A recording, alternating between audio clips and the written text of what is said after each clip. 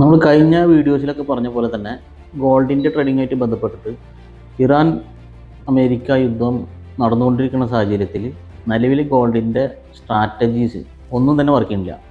നമ്മൾ ഏത് സ്ട്രാറ്റജി പഠിച്ചാലും ആ സ്ട്രാറ്റജി വർക്ക് ചെയ്യാത്തൊരു കണ്ടീഷനാണ് നിലവിലുള്ളത്. ഒരിക്കലും ഹോൾഡ് ചെയ്തിട്ടുള്ള ട്രേഡ് ഇപ്പോഴത്തെ ഒരു കണ്ടീഷനിൽ നമുക്ക് പോസിബിൾ അല്ല. കാര്യം മാർക്കറ്റ് എങ്ങോട്ടാണ് പോകണമെന്നുള്ള കറക്റ്റായിട്ടുള്ളൊരു ഡയറക്ഷൻ ഇതുവരെ മാർക്കറ്റിൽ നിന്ന് ഉണ്ടായിട്ടില്ല.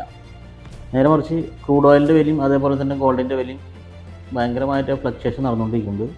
ഹോൾഡ് ചെയ്യാൻ പറ്റാത്തൊരു സാഹചര്യം അതുകൊണ്ടാണ്. മാത്രമല്ല ലോകരാജ്യങ്ങൾ ഈ വിഷയത്തിൽ ഇടപെട്ടിട്ട് ഒരു സമവായത്തിലെത്താൻ ഇതുവരെ പറ്റിയിട്ടില്ല. അതുകൊണ്ട് തന്നെ ജിയോ പൊളിറ്റിക്കൽ ഇഷ്യൂസ് ലോകത്തിൻ്റെ സാമ്പത്തിക ഘടനയെ പ്രതികൂലമായിട്ട് ബാധിച്ചുകൊണ്ടിരിക്കുകയാണ്.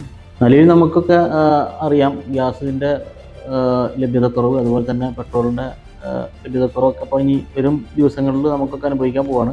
ഇത് തുടർന്നുകൊണ്ടിരിക്കുകയാണെങ്കിൽ അത്തരം പ്രശ്നങ്ങളിലൊക്കെ നമ്മൾ ചെന്നെത്തിപ്പെടും. കാരണം ഇന്ത്യൻ കറൻസി സർവകാല റെക്കോർഡ് തകർച്ചയിലാണ് നിലവിൽ പോയിക്കൊണ്ടിരിക്കുന്നത്. 95 സംതിങ് ആണ് ഇന്നത്തെ റേറ്റ്.